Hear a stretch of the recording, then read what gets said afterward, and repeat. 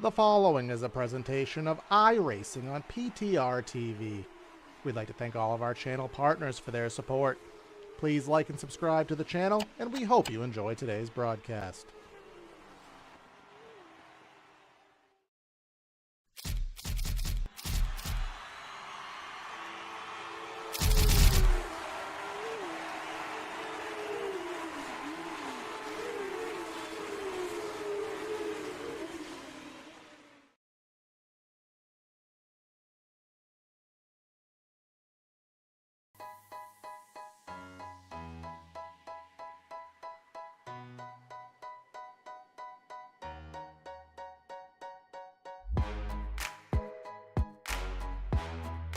Guess who's back? Back again. The American Muscle Series is back, and tell your friends. We are back here with the Ford Mustangs and AMS after a 12-week hiatus. Season 7 is in front of us. Tonight we say konnichiwa, head over the Pacific to Japan for a race here at the Okayama International Circuit. Welcome everybody to PTR TV for tonight's coverage of the AMS Muscle Series here. So again, Season 7, race number 1 here at Okayama. This racing series presented by D-Nut Stuff. You can check out the link in the description. Check out the Etsy shop for some really cool league merch, other things to help your league, and some really cool items by Makeeng. Check them out. Gonna be myself, Corey Silva, in the booth and in the production truck, and I got Andre Groundbush here again for another season with me. Andre, we saw some great racing, some super intense racing there last season 6, and it was hard waiting 3 months for more, but finally the time has come. Yeah, this quickly became one of my favorite leagues that I've ever worked with and been able to watch from up in the booth. It was a lot of fun last year. Some great photo finishes and a lot of action to cover. Sometimes too much action for us to even note. We'd have drivers after the race saying, hey, this happened. We didn't catch it on the camera. And we were still frantically trying to catch everything. There's just so many cars, so much stuff going on. A lot of fun to be had. Okayama is going to be a great season opener. It's got a little bit of everything. You got some chicanes. You got some high-speed corners. You got some hairpins. All the staples of what you'd want to see around the 11 turns. 2.2 miles, so fairly long lap times for these Mustangs, and it is going to be a good time. I think these drivers should be pretty familiar with this track, Corey. It is a free track on the iRacing service, so when all the drivers are practiced, I think that just makes the race so much better. Yeah, this racetrack is a free piece of content that all drivers in the iRacing service will use in their endeavors, you know, in the MX-5, getting themselves situated. It was recently updated I don't know, 2 or 3 builds ago. It does feature all the new fancy graphics, 3D grass, all that fun stuff, but another thing it does have is the new 3D curbing. I'm not sure how many of those curbs are of difficulty here. You'll see on the those red and white curbs there are the new ripple strip curbs and all that stuff, so you may have some issues on those, but I'm sure these guys will sort it out just fine here. As practice is on its waning stages, the drivers' meeting ends in, well, it just ended, and then we will head right into Q here. A couple changes this season. We had 2 classes last season, Andre, being the pro and the amateur class. We have decided to put a piece of turkey in the middle of the 2 slices of bread. We have a sandwich class, and that is going to be the challenger class. So it's the not quite pros, not quite rookie newbies, but the kind of in the middle guys. They have their own little class to shine in this season. Yeah, I think it was a good idea because really last season there were a lot of drivers that I think were far better than being classified as an amateur, but at the same time they weren't quite stacking up the wins. So I think further distinguishing the talent among the field not only makes it easier for the drivers to kind of get an idea of where they're at with their own skill and the opponent's skill, but also just kind of giving them something to work for, working through the ranks. It also helps the viewer at home having a little bit more distinction between these drivers. So it'll be fun. It is noted on the ticker. I believe it is going to be the purple is going to be the challengers, which is the in-between class, and the red will be amateurs. And then, of course, black is the pro class, currently spearheaded by Kevin Parrish with the fastest practice lap. And speaking of fastest lap, one new thing this season, we are going to be giving a bonus point for the fastest lap in the race, and that is going to be something these drivers can shoot for. We do usually mention fast lap on the broadcast, but now when we talk about it, it actually has some significance, Corey. Yes, it is, and something these guys will go for. Fuel strategy, always a big point of contention in these broadcasts. These guys really want every last point they can muster and trying to get any advantage they can get, and now putting that fast lap in will certainly help your causes here. So that is the end of practice. Now we are offered a 10-minute 3-lap qualifying session. Words come out of my mouth, please. It will be individualized, so obviously 40 some odd guys on track, you wouldn't get a proper Q lap in, but we'll see who will be cream of the crop. There are some big notable drivers who are not present from last season, Andre. One of them, Matt Malone, I think he is just out for the week due to some personal things, but the league dominator, Aero Nom, he is not present here this season, so the only other champion this league has ever seen is Scotty Banks. And we'll see if Scotty can reclaim that title or if we can finally get a new one to hoist the big trophy.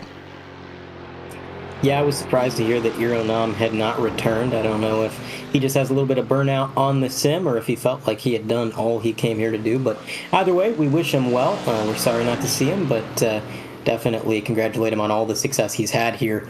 In the meantime, qualifying underway. These drivers are going to be getting the tires up to heat. This first lap probably not going to be all that important, just an out lap, getting those tires warmed up, and then the money lap is going to come. They're going to try to get the quick lap, get that pole position, because again, with standing starts, as many cars as there is in this league, you're going to want to start somewhere towards the front. You don't want to be trying to pass upwards of 40 other cars. Otherwise, you might just be having a bad time, especially because these races are not the longest races in the world. They are under an hour, so if you qualify well, that means there's a lot less pressure on you later on. Certainly the case here, and you can see that some ominous skies have taken over Japan here. Let's take a look at our weather conditions. That they're of 77 in the air, 94 track temp. Looks like we're in the morning here, late morning, 11:22 a.m. Rather humid with the overcast skies. This is we're setting a very good precedent here, aren't we? But we will not see any precipitation, and that is because the Ford Mustang is not a rain-enabled vehicle, and we basically have been given all but, entire confirmation that if the iRacing gods do decide to update this vehicle, that we will be seeing the precipitation, but this will be a dry race, albeit gloomy looking. Yeah, unfortunately, iRacing has not added the rain to this series yet. We don't know if they ever will, but a man can hope. In the meantime, it will be pretty overcasty, which is not a bad sight for the drivers. Usually overcast means cooler track temps, which means a little bit more grip, which means the car should be a little easier to control. Here's our boy, DeCunha O'Toole, in the Associated RC paint scheme, bringing it back from last year, my favorite paint scheme, working on his first time lap, currently about 1:10 into it, as he is working down one of the many straightaways into the braking zone. You can see the front end of that Mustang dipping down under braking. With the hairpins on this track, Corey, I gotta wonder if they're gonna have to be a little bit protective of their brakes, worry about brake fade a little bit, don't overheat them too much, because there is some very slow sections of this track. Yeah, you need to get the brakes up to temp. They are long straightaways, so it may help a little bit to get those brakes cooled back down. You see a 148.6 for Dan Karakonstantis, I believe that is. Top of the board, we have the number 23, Jack Sanchez. Nope, Kevin Parrish. It is flying times here, top of the board, as these guys are starting to turn their lap times. Let's see what Matt Hartog can run in the amateur class. I think he is a new driver. See, time to beat. Now we're down into the 41s with Kevin Parrish, so definitely some flyers, but still plenty of time, and these guys should be able to get at least one more lap in. Yeah, I think they're going to get one more in for sure. And Kevin Parrish was top of the board in practice, so he's looking to double down, get that lap time in qualifying. About a tenth of a second, almost 0.2 of a second up on Jack Sanchez, who, if you remember from last season, Jack Sanchez was one of the most aggressive drivers in the field. He put on one of the best shows every week. It seemed like he was right in the middle of the action. So good to see him having some speed. You mentioned the prior league champion Scotty Banks. Corey, can he come back and do it again? Well, only 0.05 of a second off Kevin Parrish for pole. Looks like he's got some speed even early in this season. Yep, and especially just being lap number 1 here as the liveries do update here. Just want to make sure everyone is in the appropriate scheme here. Looks he crossing the stripe, the number 133 car of Matt Thompson. He just ran his lap, and that will put him down in the 27th spot. So nothing of over significance there, but let's see, we got a couple other guys. There's Dan crossing the stripe, a 42 flat. That should put him 3rd. We'll put him 4th because more guys are coming. And Kevin Parrish with another banger there puts it up at a 141.3 as we have a plethora of cars all crossing the stripe right now. Well, that cam doesn't do anything in this perspective, but yeah, these lap times definitely picking up, and still opportunity for at least one more, just given how quick the laps are at this place and how much time we have remaining. Yeah, they still got 4 minutes left, so with a 1:40 lap time, theoretically, if they were just crossing the line, they could get 2 in if they were quick. So Parrish improving his lap time on lap 2, which he had to do to keep it from Sanchez, who also improved. Luis Henriquez, 1:41.56. He's just 100th of a second off of Sanchez. Neil Kemp, couple tenths of a second back from them, but just so many drivers in the 141 bracket, just separated by tenths. I Good mean, lap by Reese Gardner. Look at him. yeah, look at that. Up into P2, 141.47. That is just going to be 0.04 of a second off of the pole. Probably kicking himself a little bit for not finding those 400s. What a good start to the season that would be for Mr. Gardner. He had a bit of a rough season last year. Had a lot of incidents that he got involved in or was a part of. And I know a couple races we wound up interviewing him before the race was over, which is generally not a good sign. So hopefully he can have a good year this year. I say year. It's same year as last season, but you know. Jack Sanchez coming down pit road. I think he is conceded. That's the best time he's going to get. He's happy with it, bringing her down pit road, and going to watch these other drivers as we follow along now with David Moore. Let's see, timing has kind of gone a little bit wonky for him there. So 42 flat. That's that would have been the pole about, I don't know, 5 minutes ago, but the times have picked up so much. Charles Hosea there, he is in the newly denounced Challenger class there. So the numerics of that will be if a driver is in the 200 number bracket, that would be the amateurs. 100s would be the challengers, and the 2-digit or 1-digit numbers will be the pros. But of course the colors and the numerics are there, so you cannot confuse them if you try there. Antoine Siderski on screen right here, 39th. You're doing it again, Corey. What? Saretsky. Close enough. Hey, I'm only trying to do 78 things here at a time, so.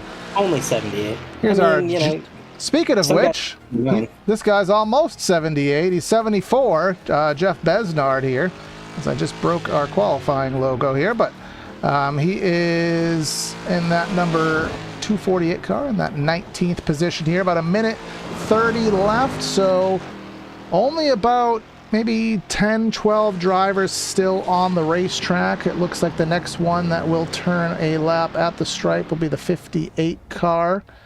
That is Dan. That is Mr. Dan Caraconstant. It's Dan, and he'll move up one spot from 12th to 11th there, getting in that 41-second bracket. Yeah, adding his name to the list of drivers who have broken underneath the 142s. It is 12 drivers total that have got, or 11 drivers, I should say, that have gotten beneath 142, separated by less than a second. Qualifying does tend to be pretty close in this league. We see this week in and week out where it's just tenths of a second that separate them in qualifying, and then the race begins, and, well, they're not very separated in the race either. We get a lot of bumper to bumper, and with this track, which I'm not the most familiar with, admittedly, just looking at the track map, we got two very long straightaways. The slipstream is very much in effect with these Mustangs. They punch a big hole in the air. They're basically boxes on wheels, so you might see some very close racing, drivers being held together by that draft into those tight braking zones. There's Brandon Brush returning from last year. Freddie Weaver calling it a day with 13 seconds on the clock. He's not last. He's not last. He's not. Last season, he... oh, yeah, Andre, another thing we had from last season, totally forgot about. We had our Jimmy Spencer 42th award. Is that something we're still carrying on this season, or do we want to shake things up here? I'm going to say we make it the 28th award. Well, we will need an AI-generated graphic instantly for that exact purpose. But right now, we got to head down trackside, give you that PTR TV starting lineup here from Okayama International Circuit.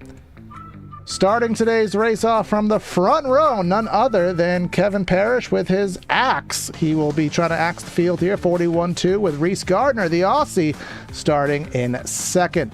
Third place will find the likes of Jack Sanchez and Luis Henriquez. I believe he won last season at Detroit, if memory serves. Jay Bast in fifth with Scotty Banks trying to get a championship, another one there in the sixth spot. Seventh, Randall McGrew, our league owner. Luke Sedenga in eighth, and then rounding out our top 10, Neil Kemp and Phil Kexter, Taco Tuesday. Outside of the top 10, Dan Karakonstanti is going to be P11. Kevin Buckles is going to be P12. David Moore, 13th. Dan DeHaan O'Toole, a.k.a. Dirty Dan, a.k.a. Dan Ott, is going to be 14th. Jeff Andrus is going to be P15. Jesse Hodgson, 16th. 17th is going to find Charles Hosea. Still a Hosea truther this year as he moves up into the Challenger class. Daniel Gabaldon is going to be P18. Jeff Besnard finds 19th, and 20th place goes firmly to Brandon Brush. 21st will be David Fench with Matthew Guzenda out of Texas in 22nd. Mark Royce in 23rd. Wasn't he in the AMS series, Andre? I think he was. Cam DeDecker in 24th. If we're butchering anything, let us know. We'll probably still butcher it, but at least we'll feel bad about it. Jay Little in 25th. Mike Nika, he's part of the D-Nut Stuff sponsor group there, 26th. Brandon Smith, 27th.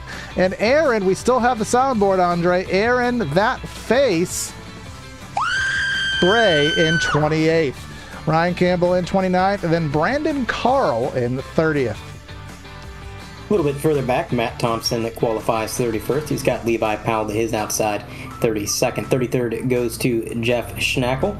Then we have Greg Rogers. A little bit further back, Michael Puck in 35th, and Stefan Price is going to be 36. 37 and 38 going to Dave Blair and Freddie Weaver. Rounding out the top 40 is going to be Adam Fries and Antoine Sorensky. Just to round out the rest of the field, as I believe we have 45 today, Ricky Paz is going to be 41st. Tom Wendt, 42nd. Where'd he go? He went to 42nd. Eli Croft is going to be 43rd. Matt Hartog is going to be 44. 45 goes to Chuck Labano, and Ken Estep is 46th on shotgun on the field.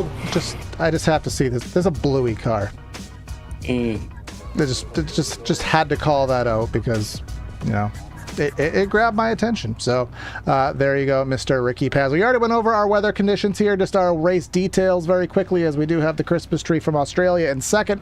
Limited fuel load, that'll give one stop here.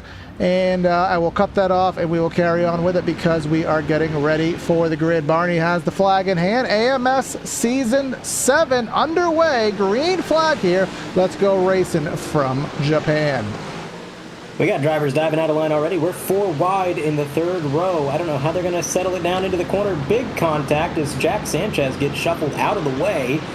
big moment there. That could have been a lot worse than it was. We're still 3 wide into the next corner, and they're going to settle it out 2 wide now. Reese Gardner taking 4th.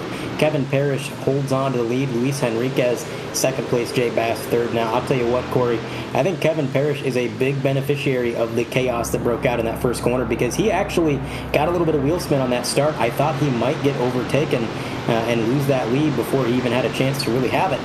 But everybody started fighting behind him. He was able to hold on to it for turn 1 as they are still battling. There's Reese Gardner alongside Scotty Banks. Again, previous league champion in that 51 car. Scotty. Oh, no, we got carnage. Back in line. Oh, boy. I see a bumper. No, it's not Bluey. It is... Oh, we got a couple here. Antoine Sidersky, he had some problems. Jay Little having some problems. Let's try to sort something out here if we can.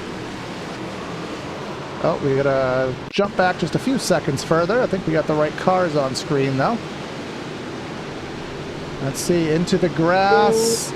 That was Jay Little into the grass, and then a couple cars, just, you know, nowhere to go there on that back straightaway. Oh, my goodness. The 50, I can't tell what car that was, the pink car.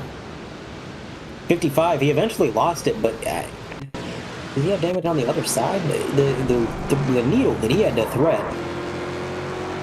We'll go on board with him here. This is the number 55. Watch all of this chaos happening. Oh, weaving yeah. Right, weaving left, and just a little bit of contact there. He almost got through it, Harry. That would have been something. Harry? Days of Thunder. I'm through it, Harry. Okay. Come on now. You know that. Oh, yeah. Just caught me off guard there, but lap 1 Follies caught 5 or 6 guys out in no man's land there on that back straightaway. But again, Kevin Parrish with the lead, but still within the slipstream range. We know a lot of these tracks do tend to be slipstream tracks. You know, who was it? Aeronam. He always said that was one of the things he hated was races by the draft. But unfortunately, I think here at Okayama, I'll see this long straightaway that we have. It's just going to lead right to that. Reese Gardner taking a dive underneath Jay Bast into the right-hander here, into the hairpin. Will not get anything out of that. Falls back in the line. You can see a little bit further back. Jack Sanchez working his car, trying to get something towards Randall McGrew here. This is all outside of the top 10, outside of the top 5 rather. Yeah, everybody's still really close together, though. That's the leader at the bottom of your screen, and then just a steady line of cars as Jack Sanchez trying to get around Randall McGrew, trying to fight his way back towards the front after getting shuffled out of line. I gotta say, Corey, I love these guys. Not only did most of them keep the same number, they got the exact same paint scheme as last season. So, very easy to call this race and just jump right back into it when they have the same schemes and they're all pretty recognizable. It seems like a simple thing, but there's so many leagues where you got different paint schemes every week. A couple guys in the pits there. Oh, that 242, Eli Croft. I could see why he is in the pits. There's something significant missing to that vehicle. It's an oval car now. You don't really use the left front on an oval, so I mean he could take it to like Bristol and maybe make a few laps, but other than that, I think he might be having a bad night. Yeah, that is less than ideal here. No fast repairs to facilitate Dave Blair in a battle with Jeff Schnackle there, that 268. That I see that car. It has the Matt Malone logo on it, but you know what I think of when I see that car? I just think of a bomb pop, that red, white, and blue popsicle. That's just the first thing I see when I see that car, and that's probably going to carry on all season as he gets a little dirt on the popsicle. Yeah, you don't want to get dirt on the popsicle, but you're right. It does kind of look like one of those rocket pops, or whatever they're actually called in this timeline, because I heard that's not what they're actually called, but a little bit of smoke on the screen there, I think just from some wheel spin, nothing too chaotic, but some side-by-side going on here. Adam Freeze on the 299. Now remember, any driver that has a number starting with 2 in the 200s is an amateur driver, along with the red coloring and the AM designation. He's also got a red car, so it's just the red theme all around. Michael Puck, David Moore, these drivers in a bit of a battle back here, and we talked about it a lot last season, Corey, and we're going to talk about it more this season, but these drivers are fighting for every point, and again, with it being multiple classes of drivers, they're fighting for their own individual championships, meaning every position matters, more so than other leagues even, so you're going to see things like this. These guys are battling like it's for the lead, because for them, it may as well be. getting down through the corner. The bottom lane does prevail, I think, ever so slightly. And they're going to sort that out. But now down the front straightaway into a heavy braking zone. Oh, a little bit of contact there. A little bit of a love tap from Luke Sedenga, but no harm, no foul.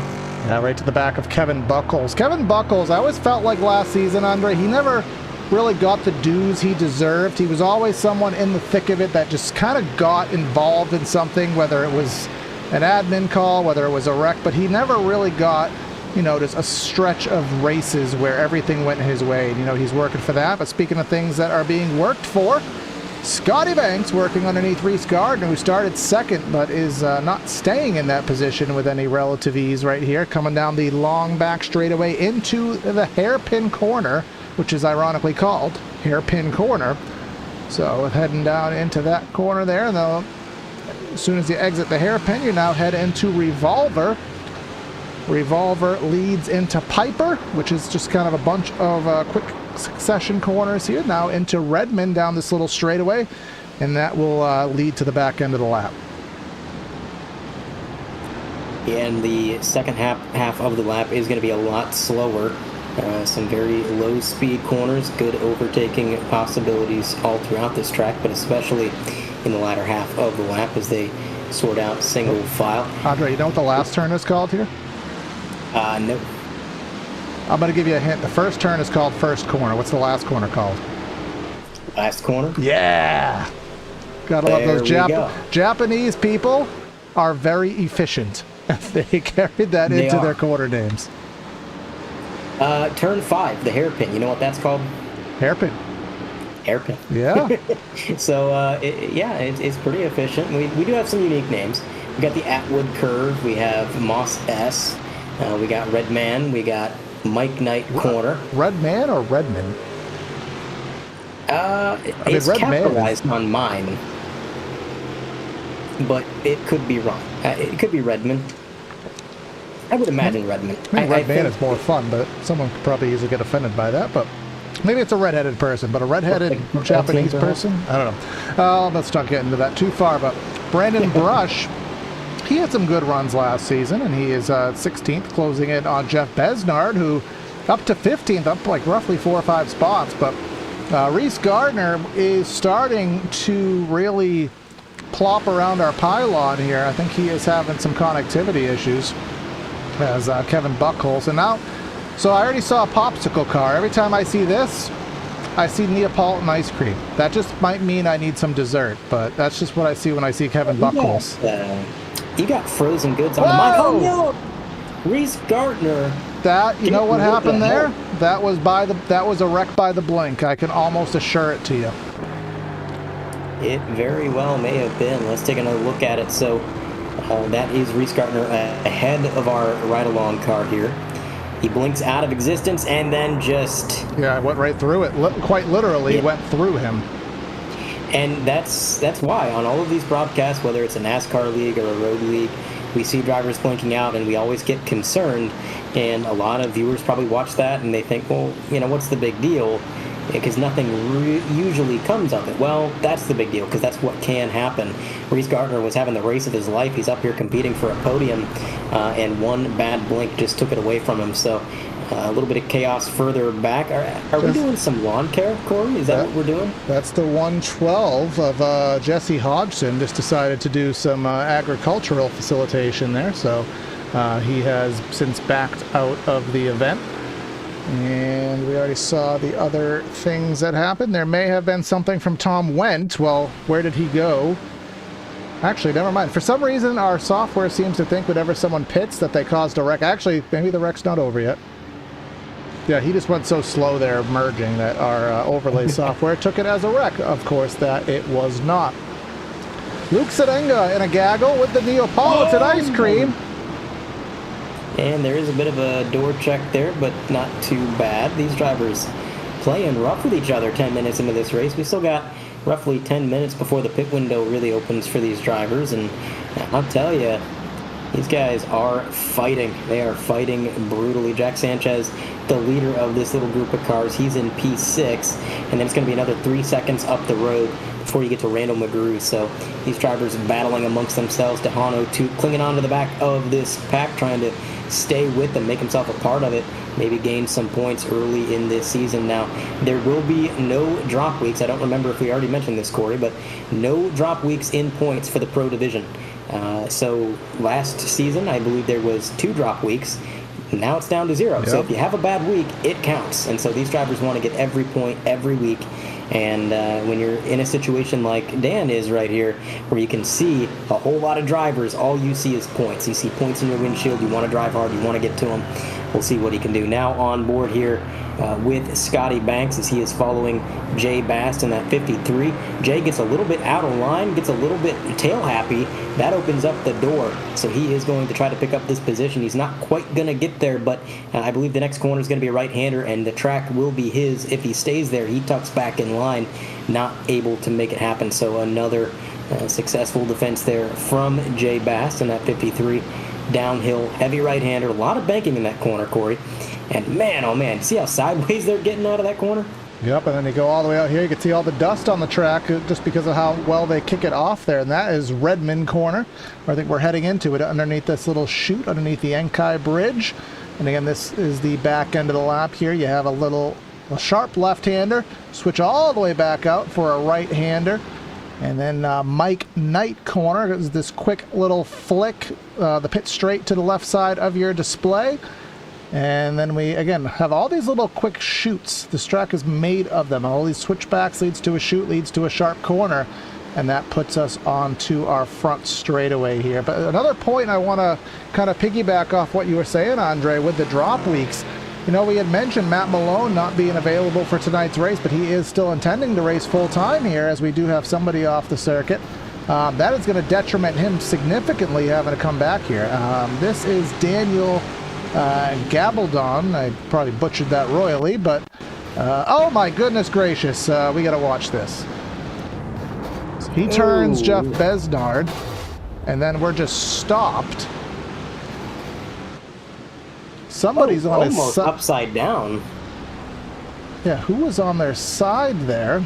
Can't quite make out who that was, but yeah, somebody had some serious airtime there. Don't really have a good camera angle of it, but either way, yeah, that is what we saw. So catching things live there. It's just catching some wrecks, and that's a big swing in the negative direction for Jeff Besnard, because he was in the top 5, not the top 5, the top 15 rather. Now that entire good run completely wasted. Yeah, unfortunate to see, not even halfway through this event yet, and just getting taken out. It's been a tough break for a lot of these drivers, going back to Reese Gartner even, battling for a podium. He gets taken out of it by some connectivity issues and some car contact, unfortunately. I do want to point out, Hosea Truthers, today is our day. He's still leading the Challenger division, I should point out. He is a little ways ahead of Jeff Andrus. It's a battle, it's not secured. That's Andrus right behind him. But still leading the Challenger division, running a good race, showing really good speed. And that actually is a really good battle for the Challenger position, because you have Brandon Brush separating them, but then right behind you got Mark Royce trying to make himself a part of the battle. So the beauty of multi-class racing, obviously the same car, but a multi-class as far as driver division means you got battles all over the place. Looking back now from Henriquez, you got Scotty Banks and Randall McGrew behind, and look at this, to the inside, Scotty Banks makes a bold move. I think he might have made that work, Corey. He might be clear.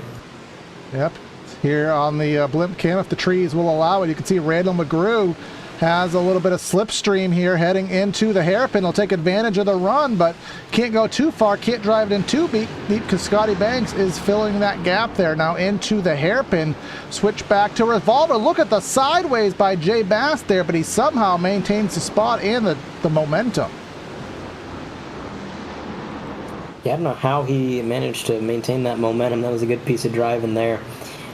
Speaking of good driving, have we teched Kevin Parrish's car? Made sure it's legal, because he's way out there, man. 4-second lead.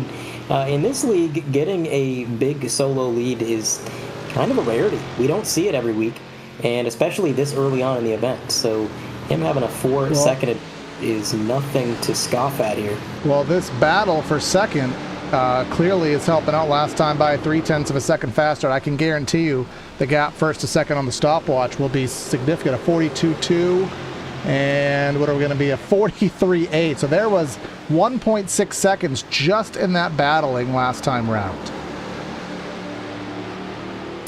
Yeah, that's definitely going to hold him up a little bit, but even then, Kevin Parrish had it locked down in practice, had it locked down in qualifying. Seems like this is his race to lose. He just got to get a good pit sequence and good in and out time and see if he can close it out. But these drivers battling amongst themselves is not helping their cause, like you said, just letting the leader drive off into the distance. And Scotty Banks is able to hold the bottom in some of these corners. We do have an instant replay. Brandon Smith, he's just another one. I just gotta have to realize that that's how it's gonna work. Brandon Smith, so he was the driver that got airborne in that wreck earlier, but and they're still not done here. Here comes Scotty Banks going for second, diving underneath Jay Bass. See if Randall McGrew can go 3 wide. No, can he save it? Oh my goodness. What a save by Scotty Banks there. Randall McGrew made a little bit of contact. He did the sportsmanlike thing and backed off, allowed him to gather the marbles back up, and they'll all carry back on. Yeah, that was really good driving by both those drivers. The fact that Scotty Banks was able to save it, but also the fact that Randall McGrew had the presence of mind to let off the throttle and allow him the space to recover.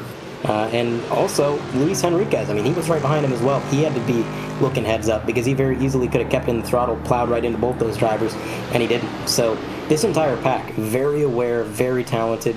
This is the kind of racing you love to see. Now, the only issue for Scotty Banks now is his tires are probably a little bit warm. They're probably screaming at him a bit, and it's hard to get your tires to cool down once they're screaming at you. The saving grace, of course, is going to be that within the next few minutes, we expect a lot of these drivers to come down pit road. So, what's on the hood of that car? That would be an anime girl. That's a waifu. I don't know which waifu it is, but I don't know. I'm kind of out. Oh God, he's in the grass. I'm kind of out of touch with anime these days. If this was 8 years ago, maybe I could have told you who that was, but I do know that it's a waifu. So, in the meantime, as he goes through the grass, again, perfect timing, Corey. We're getting a lot of things live. As he goes through the grass, it makes this battle a little bit more intense. Yeah, you'd think. Never mind. I just went camping last week, but I'll let that pass. I hate focusing on the same thing, but when it's this juicy, you have to follow it. Scotty Banks will go back to third here, exiting Hairpin, and now into Revolver and Piper and all these quick succession corners here. And all of this just allowing Parrish to gain a huge lead into the kitty litter, into the grass. That should cost Jay Bass the spot. Scotty gets full beneficiary of second, goes super wide, does Bass, and I think that'll give Randall. No, it won't. And I thought that was going to be a T-bone, but they evade. I can't believe, usually when you race like this for this long, eventually somebody wrecks, right? I mean, you just can't keep it up forever. You can't tempt fate that many times. But they've ice cream in the pits. There goes Buckles. Yeah, Buckles is going to be coming down pit road, getting this sequence underway, and again through this dirty tacos. About these Mustangs, man. Track limits? What track limits? If it's not like a giant boulder, they're just going to go right through it. Yeah, they are just, it's so important to keep that momentum up. So you use whatever you can, and a track like this is, I mean, this isn't a Spa. No, perfect segue into next week's race at Spa-Francorchamps. Can't say it. My pal Brad, who's up at the channel, he'll probably, if he watches this over.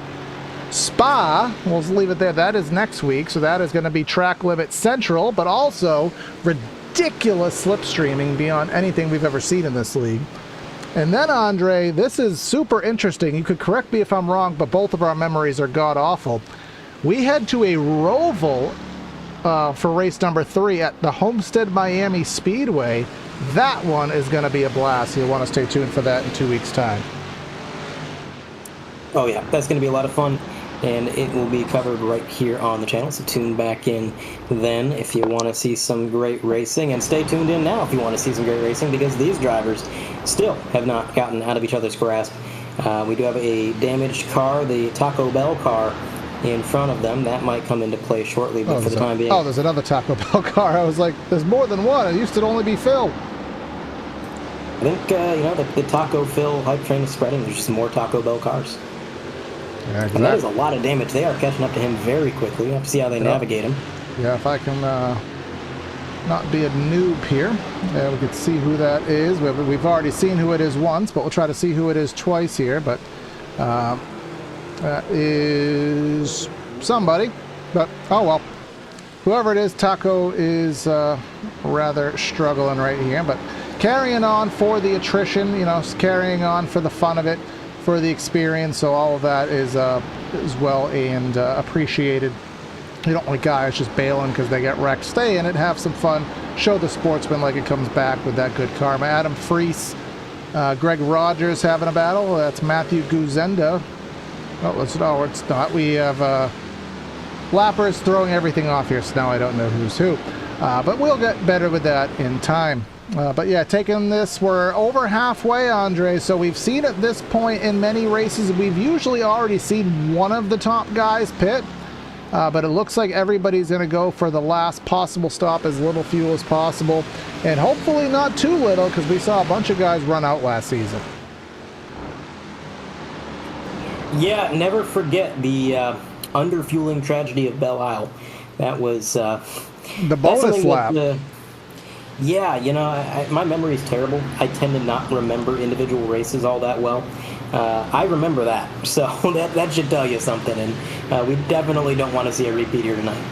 Yeah, what had happened in that race, and it realistically can happen at any time when the pace that is being run is slightly different than what was expected. Sometimes you'll get what's called a bonus lap out of it because the pace was faster than the estimate. By the time the leader gets to the stripe, there's enough time for a lap that nobody predicted. And if you cut your fuel down to the foot where you're going to run out basically crossing the stripe and you get that bonus lap, you're up a creek. So, but at the same time, if you take an extra lap of fuel, you're probably going to lose time to somebody who was a little bit more aggressive. It's all within the strategy and the risks you play within this series. Yeah, and it does happen. Sometimes drivers kind of account for mistakes. They don't think the race pace is going to be as quick as what you might see in practice or qualifying, and yet you have a really clean race, and the leader's just out here clicking off laps, almost a race like tonight. Kevin Parrish is basically out here clicking off qualifying laps time and time again, and it's going to be interesting to see if this is accounted for in the fuel strategy, because it's not very often this kind of thing happens. He does have a lot of lap traffic to contend with now. He is finally getting to some of these drivers, and it is going to be difficult to navigate them. This track doesn't seem to be very conducive to these lap drivers. It's a wide track, but there's not a lot of runoff, so I don't envy these drivers. Jeff Besnard, having been spun earlier, he is back on the track as we look back from his blue Mustang towards the leader, figuring out how Parrish is going to try to get around him there. I think Besnard is just going to dip down low, maybe work his way to the bottom and let him go. Good move by Besnard there, being a respectful lap car. Gotta love it. And again, getting sideways there. These cars are so sideways everywhere on this track. Yeah, Adam Freese will be the next one on the chopping block to go one lap in arrears here. That with him being in the 33rd position here, and then after that, maybe about a 15 or so second gap until 32nd, Stefan Price, who is in a battle with the bomb pop there in the form of Mad Hartog there for the 31st spot. Actually, just as we say that, they'll flip-flop spots. They wanted to get some action on camera, and they'll do just that. Dahan02 putting some what I believe to be Sunoco race fuel into his virtual Mustang here. Let's stay with him. And, oh, he's putting some left sides up. And he's still pregnant, evidently. He didn't update his photo. So let's see what his pit stop time is. 11.9 seconds. We'll kind of use that as the threshold as we await some pit stops from the top guys. Yep, we will now have a point of reference as the Taco Bell car with its damage Just going to go to the high line, let these guys go. On board now with Brandon Brush in that 68 machine in the pro class, the white and yellow car. Definitely 242. That is the damaged Taco car. That is Eli Kloft. And look at that hood literally flopping in the breeze. I've never seen that before. Yeah, that's definitely a new damage model thing. Well, I say new, but it's been around for about a year now. But, yeah, I've never seen that. Usually it comes off eventually. I mean... Yeah, how long before the lettuce falls off? No pun fully intended there. Who else do we got on screen right here? It's the bomb pop again, so clearly popsicles are the way to go. And you know what's going to happen, Andre? As Scotty Banks going full send, taking Tokyo Drift to the next level. Henriquez. We thought Scotty Banks came in fast. Henriquez gained on him. So somehow Henriquez came in even quicker. That is... Wow. I mean, they're playing with fire. There is a tire barrier not far to the outside of that corner. Let's, I want to see that from Henriquez's, let's see. You can see the gap in this tangible. He sends it in. Oh, he risked it for the biscuit there, racing to the cone, and it certainly did work in his favor. Let's take a look at the metrics here of what took place. 12.7, so Dan Ott actually had a faster stop than Scotty to an 11.8. So that is some time gain. Now, what is that in terms of time on circuit? Only 1 second. Now, the metrics again. So he was faster from cone to cone, Andre, by 1 second. 1 second goes to Luis Henriquez. But that time going to the cone evidently was about 3 seconds that he gained. But you can just see the pace. He can't keep it. Yeah, it seems like he is struggling to keep that pace just a little bit. And again, it's cold tires, so you're going to have that. Some drivers are going to be better on cold tires than others. Some drivers adapt to it a little bit quicker, but you don't want to take too many risks either. Henriquez is having a good race. There's no reason to push that car. So let him come up to temp, and then if he can come back and make another shot at Scotty Banks later in the race, he can. He's got 12 minutes remaining, so we are getting towards the end of the event, but still plenty of time to make a move. Yeah, exactly that. I think I may have confused Scotty Banks with Kevin Parrish. See, we're forgetting about Kevin Parrish because he's just in his own ballpark. So he's out there. Randall McGrew now getting service. He was preliminarily in the third position. Taco Phil, he is in second. Him and the leader have yet to pit. Jeff Andrus, he is also still on circuit awaiting a stop. Chuck Labano, he is sending it on there to the attention of his crew from that new Challenger class. Our leading amateur driver, at least at present, is Dave Blair, but he has yet to pit. So we'll try to do a little shakedown of the amateur guys after the stops, because I don't think we've given them their dues here this evening. But again, a lot to cover, especially when the battles up front are as juicy as they are here. But I would imagine Parrish will be coming in this time, and he is not backing down, Andre. You'd think with a 12-some-odd second lead, 10 seconds, 8 seconds, whatever it is, you know, he could keep it in between the white lines and maybe go at 90%. No, he is still going for it all. Oh yeah, he's going full send. He's doing everything he can. I don't think he really knows the meaning of slow down, and I'm not sure if he's going to lose much time staying out as long as he did. Tire wear doesn't seem to be a huge factor tonight. So he went for it. And he probably won't even take tires, I imagine, at this point. We saw a couple guys take two left sides because this track is predominantly right-hand corners, but I imagine he is just going to throw some petrol in there and send him on his way, and hopefully without penalty. And he was full send into the stall, too. He is not, you know... I think I've been told this, Andre, that sometimes if you try to back off, you actually are more prone to make mistakes than if you just carry on your normal pace the whole time. So I think that's probably the logic he's going with. Yeah, I've talked about that before. It is definitely a thing. Psychologically, if you are out here clicking off laps and you get into a rhythm and you're used to pushing the car a certain amount, you kind of build up a muscle memory and you build up a comfort level. If you try to slow down, well, now the track feels different, the car feels different, everything's just a little bit different because you're not going quite as fast, and that opens up the door for mistakes to be made. It kind of gets you out of your rhythm and your muscle memory. So some drivers, it doesn't matter how far ahead they are or what kind of advantage they might have, they are going to maintain whatever pace they deem necessary just so that they can stay in a rhythm. That's very much a thing in NASCAR. It's a thing in road course racing, pretty much any form of racing, and it just depends. It's one of those things you figure out the further you go. But of course, some drivers, they can run any pace. They just adapt. They get good. But following along with Reese Gardner, who did get spun earlier in this event, he had an internet issue. He got blinked out of existence and then got turned upon being re-blinked.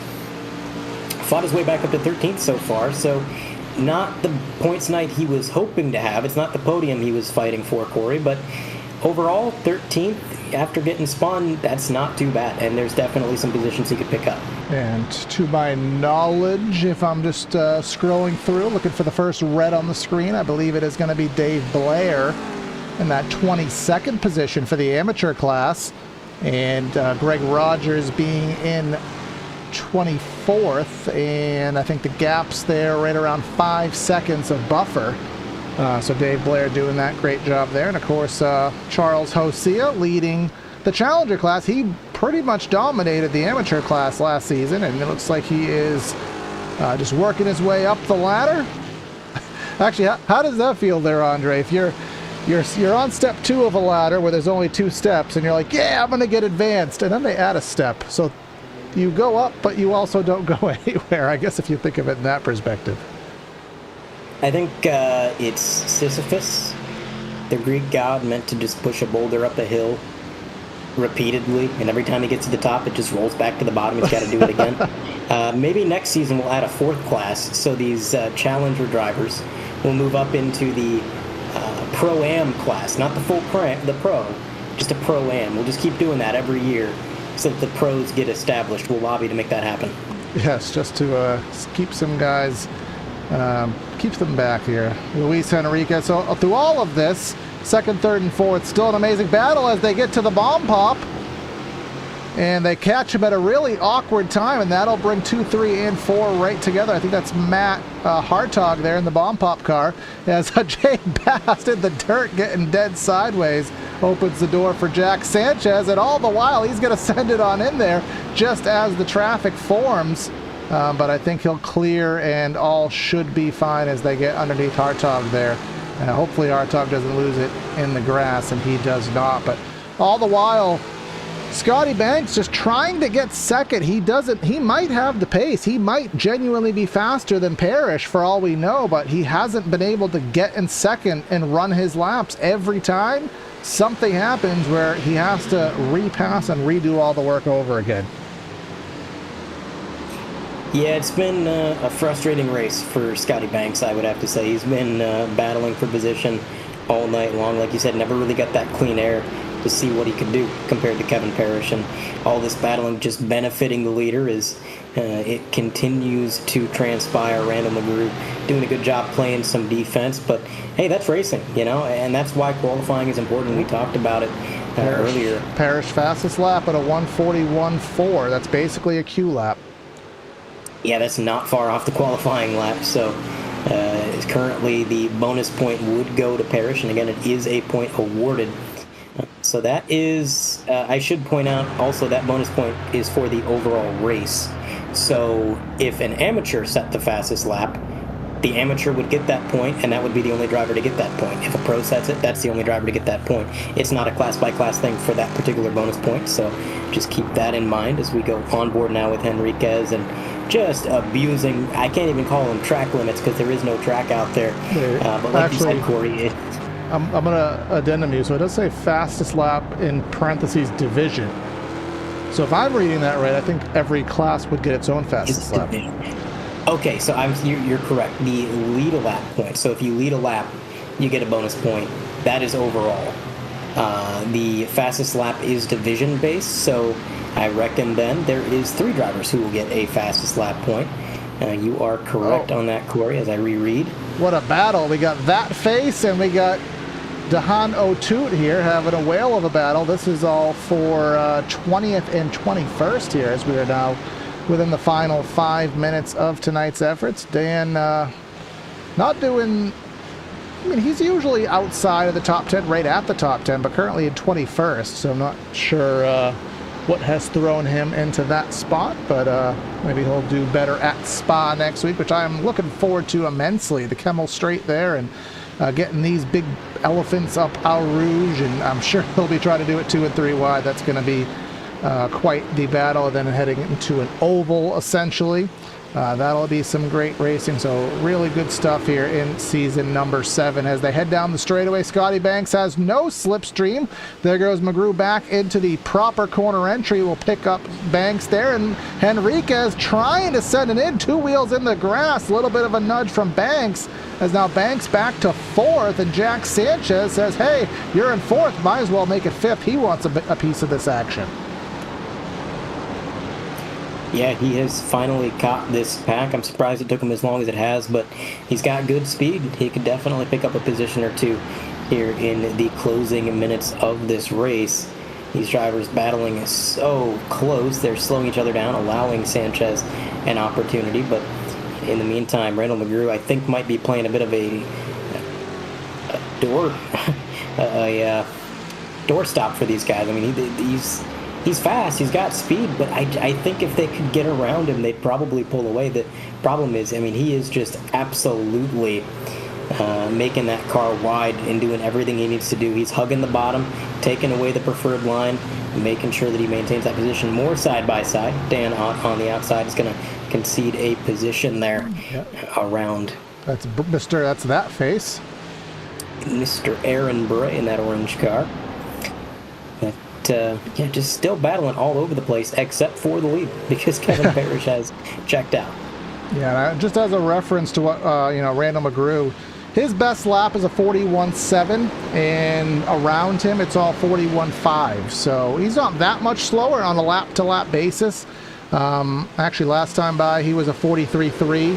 He was a 43.65 to Henriquez's 43.3. So actually was slower. Henriquez going left side, going driver side. If he could stick it through this hairpin, he'll be on the ideal line for the next left-hander, but not able to do so. But he might just send it in anyways. But McGrew, he'll catch the move by diving it in deeper, maintaining the spot. But let's get a reference here, Andre. We're closing in on what could be the white. It's going to be right on the mustard, because average lap time right around a 42, 43 seconds around this place. And we're coming into the second to last corner here. So we are... it's going to be down to the second here. It may be 2 to go, or this could be the white. So he's going to come around the corner, 149. All right, well, there we go. Barney already made his decision up. Yeah, Barney has made the decision, which is just by a second, Corey. I mean, there was a 143 when he crossed the line, so it is the final lap of the race, but that was extremely close to having the bonus lap that we feared as Parrish works his way around turn 1, now into this left-hander, and this battle for second place. I think it's going to get more desperate for McGrew and Henriquez to battle this out. Like you said, Corey, Henriquez and Scotty Banks both turning faster laps for their fastest lap than Mr. McGrew, but unable to get around him. So it's their last chance. One more time around this track. Let's see how aggressive they get for it.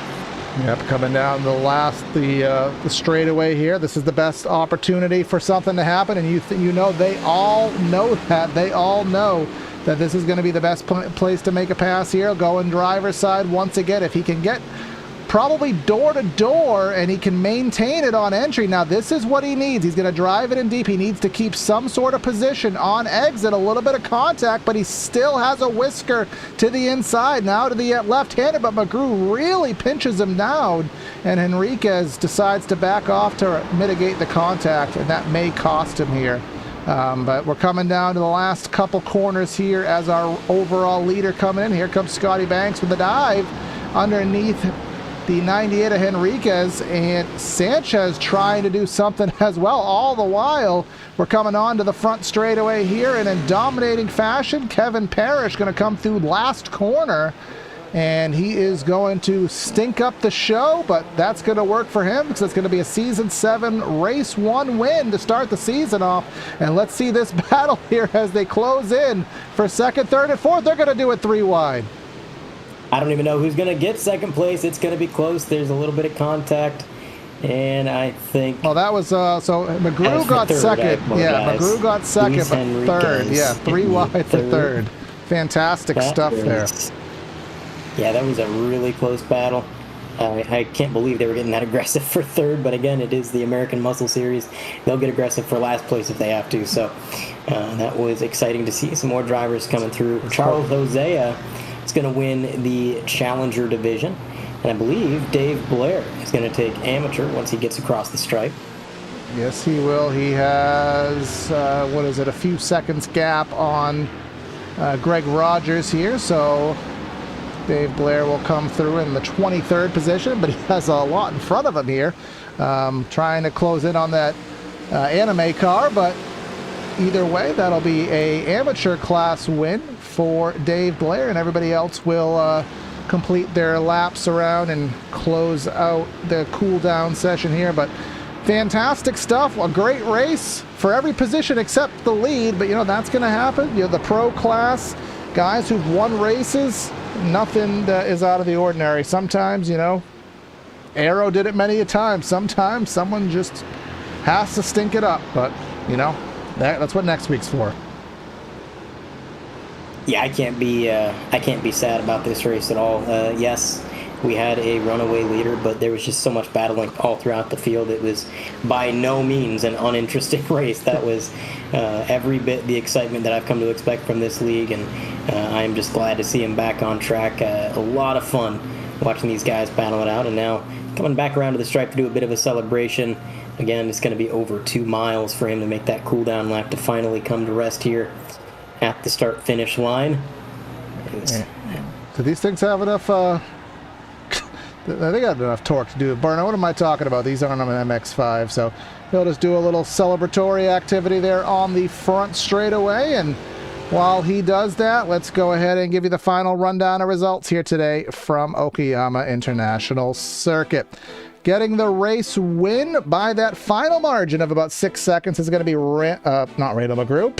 It's going to be Kevin Parrish over Randall McGrew in second. Luis Henriquez led that little 3-wide charge in third. Scotty Banks probably had a second-place car, but we'll never know. He had to settle for fourth. Jack Sanchez in fifth. Jay Bast, he was up there most of the race, has to settle for sixth. Sedenga, Phil Keck, Neil Kemp quietly. We didn't talk about him. The 99 in ninth, and then Kevin Buchholz rounding out our top 10. Outside of the top 10, Brandon Brush, P11. Reese Gartner rallies back to 12th after his mishap. Charles Hosea takes the Challenger class win ahead of Jeff Andrus in the 104 car. He's P14. P15, Dan Carrick-Constanti, I believe. Mark Royce in P16. David Moore is going to be 17th. Michael Puck, P18. 19 goes to Chuck Labano. And Aaron Bray is going to be P20. 21st through 30th is as follows. Dahan O'Toole, Dan Ott 21st. Brandon Carl in 22nd with Dave Blair, our amateur class winner, in 23rd. We got Greg Rogers 24th, Jeff Schnackle 25th, Mike Neekum, the D-Nut Stuff sponsor, 26th, Stefan Price 27th, Levi Powell, Matthew Guzenda, and Ricky Paz rounding out 30th. And running out the rest of the field, it is going to be Ken Estep, Matt Hartog, Freddie Weaver, Brandon Brush, David Finch, Tom Wendt, Jeff Besnard, Jay Little, Eli Croft, Adam Freese, and the final 6 drivers, Ryan Campbell, Matt Thompson, Daniel Gabaldon, and then you have Jesse Hodgson, Cam DeDecker, and Antoine Soretsky, 23 laps down. Rounds out the rest of the field. Now we're just going to quickly figure out exactly how we're doing interviews here. Again, we've got 3 classes. We're just trying to figure out exactly who, where, what, when and perhaps for these interviews. Winner of each and 28th. Did you say something about 28th earlier as a joke? I don't remember. The start of the broadcast, yes, I jokingly said 28th. All right. All right, that is a discretionary call. But what is not a discretionary call is our race winner. So, Kevin, you are very likely glad that you were out of that second place battle, because that was a battle, of all hell there between the four of them. You were out there in this La La Land just dominating this race, man. What's it like to be out there and stinking up the show? I don't know what you're talking about. I wish I was back there. I mean, I'm never going to deny a win, but man, they were having some fun back there, and I wish I could have joined. But I'll take the points for sure. I mean, you could have hit the brakes and backed off, but you don't want to take the risk back there. But I mean, obviously, with the new season, we got some new classes. We got a lot of the same drivers, of course, Aero not being here. What kind of confidence do you have coming in this season, of course, with Aero not being here? But Scotty's always going for his second championship, and a lot of guys with some serious pace. You start off with a win. What does this do for the confidence heading in for the full season? Yeah, it's a deep and talented field. So, one guy drops out and, two other guys take the place. It's going to be a battle all season, but this is definitely a good start. I'll hope to hold on to this momentum. All right, one more question. We do have a lot of draft tracks coming up the next couple of weeks. I know Aero was not a fan of them. We got Spa next week. Then we head to Homestead, the Roval in week 3. Is that something you kind of say to, or is that something that you look forward to? It's a bit of a mixed bag. I mean, it can be a little frustrating, but it all comes down to strategy. So, you go from a skill race to a strategy race, and you just adapt. All right, and I'm sure you'll do that just like the best of them. But congrats on starting the season off in the best way possible, and we'll see you next week at Spa. Sounds excellent. Thank you, guys. All right, and now we will have, Andre, it couldn't work out any better for you. You will have the first ever interview of the Challenger winner class. That didn't come out right, but you know what I meant. Andre with Charles. Yes, I will. Well, it is a good day for the Hosea truthers out there. Charles, you are the inaugural winner of the Challenger division, but it didn't come without a fight. You had some drivers behind that were definitely applying the pressure all throughout the race. Tell me a little bit about it. How'd you keep a level head, and what was it like behind the wheel? Oh, yeah, it was great to be back, guys. And the start of the race was a bit odd. It seemed it was hectic as usual. I think I was starting like third in Challenger division, and after turn 1, I noticed I was up in first, so I thought just keep it together through here, and there was some big wrecks behind me. So I think that helped keep a lot of the field behind me, and then Jeff caught up, and it was a great race. Be curious to know if he took tires or not. I think that was imperative at this track. At least the lefts is what I went with, and it was definitely a difference maker. Yeah, definitely. We weren't really sure right away how important the tires would be, but when the pit sequence kind of cycled through, we definitely saw the lap times and the difference, and I think you're right, it was pretty important. We're going to be going to, I believe, the Roval. Is that it, Corey, coming up? Spa next, and then the Roval. Spa and then the Roval. Well, the Homestead Spa is going to be Roval. something. The Homestead Roval specifically. Homestead Roval, that is interesting. But Spa, we got a very iconic track, long lap times around that circuit. How do you feel about it, Charles? Yeah, it's been a while. Didn't do the Spa 24 this year, and it's probably been at least a year since I've been there, so I'll definitely have to get some practice in and find a good setup. But yeah, it should be awesome. Looking forward to it. Absolutely. Well, again, great start to the season. Congratulations on your class win. We'll be seeing you next week. Yeah, awesome. Thank you, guys. See you now. See ya. All right, first ever Challenger winner out of the league. Now Corey's going to catch up with the first amateur winner of the season, Mr. Dave Blair. Indeed the case here. All right, Mr. Dave Blair, our amateur class winner here on the evening with the 23rd to start the day. So obviously a lot of shuffling around. You were in the amateur class last year. Of course, things changed around, so now you are in the amateur class, but not necessarily with the same drivers. All that shuffling being said, you start off with a class win. What kind of confidence does this give you for an amateur championship this season? A lot of confidence, actually. I'm feeling pretty good about this season. I'm glad I was able to stay in the amateur division. I did not want to move up. I've been chasing a win here for a long time. I have won, I think, 5 of the Safest Driver Awards in the last 5 seasons. So I just mainly want to stay clean and keep my head on a swivel. Now, I did kill somebody in the last practice race that we had before we even got to the start-finish line. So that was a wake-up call for me. So I was really heads up. There was a lot of accidents in front of me on this one, and I just wanted to stay heads up, stay clean, and run my race. I mean, when the safest guy is killing someone, the things are definitely going astray there. But speaking of, stuff going astray, you started 37, so you must have had primo view of that absolute carnage there on the back straightaway. What was that like having to slalom through that? Well, it's scary. It's like you slow down, then you speed up. You're watching people bounce off the walls, coming across the grass. I've been through enough of these to know that you can get taken out by doing absolutely nothing wrong, and you just hope for the best. And again, I was fully prepared to stop if I had to, but I got extremely lucky. All right, and the next 2 weeks, the draft pretty imperative here, but it's going to be even more so next week at Spa, followed by the Homestead Roval. So Spa, basically straight chicane, hairpin. It's a rather simple but iconic track. What kind of confidence do you carry into that place next week? A lot of confidence. I really enjoy Spa, and again, same strategy. I'm just going to try and keep it calm, keep it clean, race my race. All right, and that is all you can do, man. So congrats on getting that amateur win, and we'll see what the season entails for you coming next week. All right, thanks, guys. All right, so that'll basically wrap things up here, Andre. Season 7, race 1 underway, and we'll see if we'll have a closer battle for the winner. Maybe this is going to be Kevin Parrish's season. Yeah, you never really know. It is definitely looking to be Kevin Parrish's season, but it's still early, so we'll have to tune in next week and see who winds up on top at Spa, and it'll be right here on PTR TV. Of course, if it's your first time, don't make it your last. Hit that like and subscribe button here, as we are on our way to grow and get to 1,300 subscribers, and then plateaus above that. Stay tuned for our next broadcast, which I think is actually going to be next week here, and then we will have the SSRL coming up on Saturdays with their Master Series. But that's going to be Corey and Andre signing out of the booth. Have a great night, and we'll catch you next time.